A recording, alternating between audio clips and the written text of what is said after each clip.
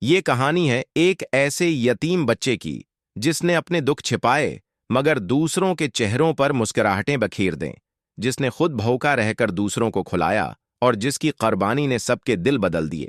بچپن ہی میں ماں باپ کا سایہ سر سے اٹھ گیا۔ محلے کے بچے کھیلتے رہے مگر وہ چپ چاپ ایک کونے میں بیٹھا رہتا۔ کسی نے نہ پوچھا، بیٹا تم کیسے ہو؟ مگر اس کے چہرے پر ہمیشہ صبر کی چمک رہتی تھی۔ دن کے وقت وہ چائے کے ہوٹل پر کام کرتا، برتن دھوتا، جھاڑو لگاتا اور رات کو ٹھنڈی زمین پر سو جاتا۔ اس کے خواب چھوٹے تھے، بس اتنا کہ کوئی اس کے لیے بیٹا کہہ دے۔ ایک دن جب اس کے ہاتھ میں صرف ایک روٹی تھی، سامنے ایک بھوکا بوڑھا شخص آیا۔ یتیم نے بغیر سوچے اپنی روٹی اسے دے دی اور خود بھوکا سو گیا، مگر اس کے دل کو ایک عجیب سکون محسوس ہوا۔ سردیوں کی سخت رات تھی، ایک چھوٹا بچہ کانپتا ہوا نظر آیا۔ یتیم نے اپنی واحد کمبل اتار کر اسے اوڑھا دیا اور خود ٹھنڈی زمین پر لیٹ گیا۔ یہ قربانی اس کی زندگی بدلنے والی تھی۔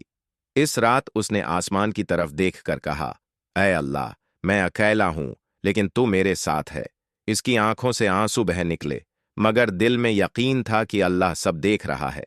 اگلے دن ایک بزرگ آدمی چائے پینے آیا اور اس بچے کی نیکی دیکھی۔ اس نے پوچھا، بیٹا تمہارے والدین کہاں ہیں؟ بچے نے مسکرا کر کہا، وہ جنت میں ہیں۔ بزرگ کی آنکھیں بھر آئیں۔ اس نے فیصلہ کیا کہ اب یہ بچہ اکیلا نہیں رہے گا۔ چند دنوں بعد وہی یتیم بچہ صاف کپڑوں میں، خوش چہرے کے ساتھ اسی بوڑھے شخص کے ساتھ نظر آیا۔ اب وہ اس کا بیٹا بن چکا تھا۔ اللہ نے اس کی قربانی کا بدلہ عزت سے دیا۔ یاد رکھو، قربانی کبھی ضائع نہیں ہوتی، نہیں جاتی۔